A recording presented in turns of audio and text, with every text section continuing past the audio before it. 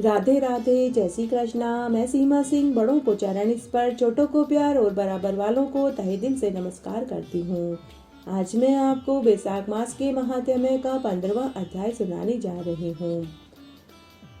श्रुतदेव ऋषि राजा से कहने लगे कि हे राजन, बैसाख मास में भगवान के 24 रूपों की पूजा करनी चाहिए और वे भगवान के 24 रूप कौन से हैं वह मैं तुम्हें बताने जा रहा हूँ। हे राजन, भगवान के 24 रूपों की जो मनुष्य पूजा करता है वह जन्म मरण के चक्र से छूट जाता है। हे राजन, अब मैं तुमको विस्तार से बताता हूँ कि भगवान के 24 रूप कौन से हैं। सबसे पहले बैसाख मास में भगवान के 24 रूपों की जो मनुष्य पूजा कर लेता है उसे पूरे बैसाख मास का फल प्राप्त होता है। मात्र भगवान के 24 नामों का स्मरण करने से ही उस मनुष्य के सभी पाप नष्ट हो जाते हैं और अपने मनवांछित कार्यों को पूर्ण करके अंत में मोक्ष को पाता है। प्रत्येक मनुष्य को बैसाख मास में भगवान के इन 24 नामों का स्मरण करना चाहिए, स्तुति करनी चाहिए। अब मैं तुम्हें इन 24 नामों को बताता हूँ। सबसे पहले भगवान केशव की पूजा करनी चाहिए, दूसरे मधुसूदन भगवान की, तीसरे संकर्षण भगवान की, फिर दामोदर भगवान की, पांचवें वासुदेव भगवान की, छठे प्रद्युम्न की, सातवें भगवान विष्णु की, आठवें माधव भगवान की, नवम अनंत भगवान की, दसवें पुरुषोत्तम भगवान की, फिर 11वें अधोषज भगवान की, 12वें जनार्दन भगवान की, 13वें गोविंद भगवान की, 14वें त्रिविक्रम भगवान की, 15वें श्रीधर भगवान की, 16वें ऋषिकेश भगवान की, 17वें नरसिंहदेव भगवान की, 18वें विश्व योनि अर्थात सारे संसार के उत्पत्ति स्थान की, 19वें वामन भगवान की, 20वें नारायण भगवान की, 21वें पुंडरीकाक्ष भगवान की, 22वें उपेंद्र भगवान की, 23वें हरि भगवान की और 24वें भगवान कृष्ण की पूजा करें। ऋषि कहते हैं कि हे राजन, मैंने भगवान की पूजा के ये 24 रूप तुम्हें विस्तार से बताए, जिनके पूजन और स्मरण करने से मनुष्य भवसागर से पार हो जाता है और जन्म मरण के चक्र से छूट जाता है। इस संसार में आवागमन के चक्र से छूट जाता है। जो मनुष्य इन 24 नामों को पढ़ता है, सुनता है, मात्र पढ़ने और सुनने मात्र से ही उसके पापों का नाश हो जाता है। जो नित्य बैसाख मास में इन 24 नामों का उच्चारण कर लेता है उस मनुष्य के प्रत्येक मनवांछित कार्य पूर्ण होते हैं। इस लोक के सभी सुखों को भोग कर मरने पर मोक्ष को पाते हैं, इसमें कोई संदेह नहीं है। पिछले अध्याय में हमने सुना था कि राजा ने मुनि वशिष्ठ से बैसाख मास के धर्म के नियमों को सुना और फिर राजा सुनने के बाद अपने महल में आया।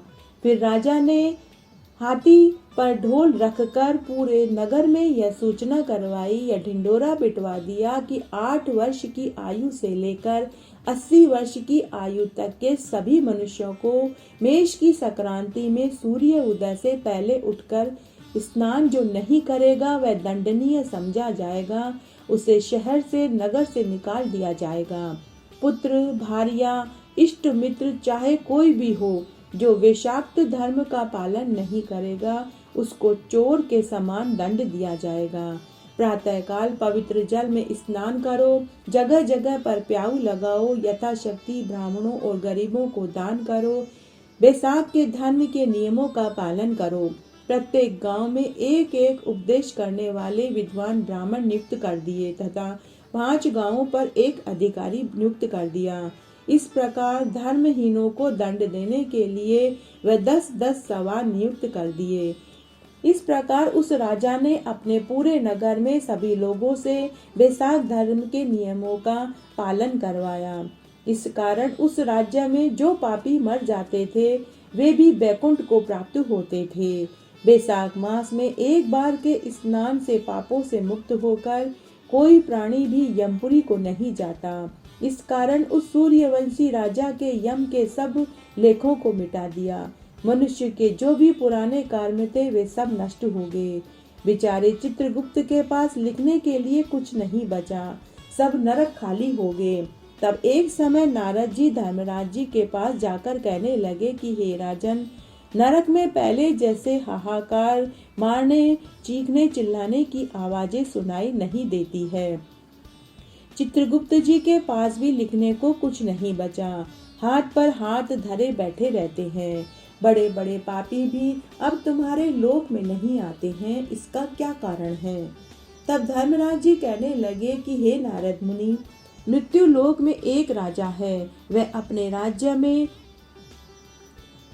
सभी लोगों से बैसाख मास के धर्म के नियमों का पालन करवाता है और जो नहीं करता है उसे वह दंड देकर करवाता है। उसके डर के मारे सभी प्राणी बैसाख मास के धर्मों का पालन कर रहे हैं, जिससे कि सभी को वैकुंठ का वास मिल रहा है।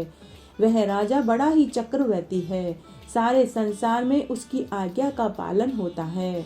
कर्मों के नाश से चित्रगुप्त जी के पास भी लिखने को कुछ नहीं बचा और मैं काठ की मूर्ति के समान बैठा हूँ। अब मैं युद्ध करके उस राजा को मारूंगा, क्योंकि मेरे पास अब कोई काम नहीं बचा और सेवक को स्वामी का कार्य अवश्य करना चाहिए।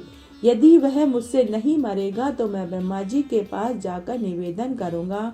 इस प्रकार नारद जी से कहकर यमराज मृत्यु, रोग, जरा आदि सब सेवकों और अपने दूतों को साथ लेकर दंड धारण कर भैंसे पर चढ़कर पृथ्वी पर आए और सिंहनाद करते हुए उस राजा की नगरी को चारों ओर से घेर लिया। इससे समस्त प्रजा भयभीत हो गई। जब राजा ने सुना कि धर्मराज जी ने पूरी नगरी को घेर लिया है, तो अपनी सेना को सजाकर नगर के बाहर आए। फिर उन दोनों में घोर युद्ध हुआ।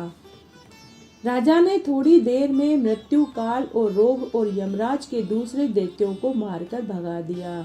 तब भैंसे पर सवार यमराज स्वयं राजा के सम्मुख आए और भीषण गर्जना करके राजा पर बाण चलाने लगे। राजा ने 3 बाणों से उसके धनुष को काट दिया। अब यम ढाल तलवार से राजा को मारने के लिए आए। तब राजा ने उनकी ढाल और तलवार भी काट दी और काले सर्प की फुफकार मारते हुए क्रोधित होकर एक बाण यम के मस्तक पर दे मारा। तब यमराज ने क्रोधित हो अपना दंड उठाया और ब्रह्मास्त्र से अभिमंत्रित कर राजा के ऊपर छोड़ दिया। उस समय बड़ा हाहाकार मच गया। तब विष्णु भगवान ने अपने भक्त की रक्षा करने हेतु सुदर्शन चक्र छोड़ दिया, जो युद्ध स्थल में आकर दंड से युद्ध कर ब्रह्मास्त्र को निवारण करता हुआ यमराज को मारने लगा। यह देखकर वह भक्त राजा भयभीत होकर चक्र की स्तुति करने लगे और कहने लगा कि हे विष्णु भगवान के हाथ के आभूषण सहस्त्रधार, तुम्हें नमस्कार है।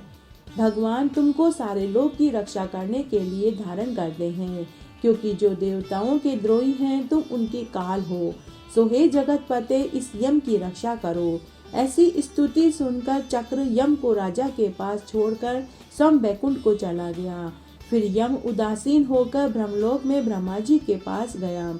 उसको इस प्रकार दुखी देखकर सब सभापद विस्मित होकर आपस में कहने लगे कि यम यहाँ क्यों आया है?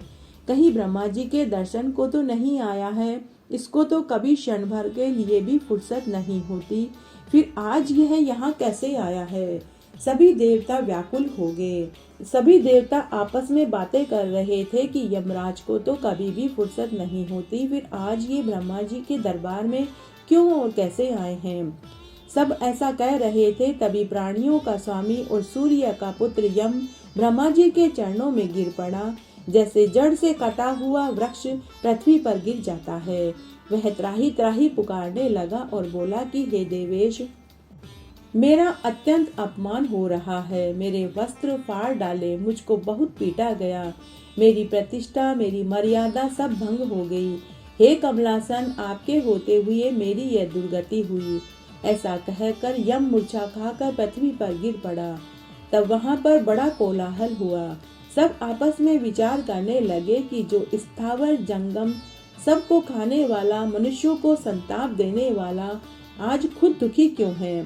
तब पवन ने आकर ब्रह्मा जी की आज्ञा अनुसार सबकी वाणी रोक दी और अपनी विशाल भुजाओं से यम को उठाया। फिर समस्त संसार में विचरण करने वाले उदार बुद्धि उसे आसन पर बैठाकर कहने लगा कि किसने आपका अपमान किया? तुमको तुम्हारे स्थान से किसने निकाल दिया? तुम्हारे वस्त्र किसने फाड़ डाले? किसने तुम्हें मारा? सारा वृतांत तुम ब्रह्मा जी के सामने कहो।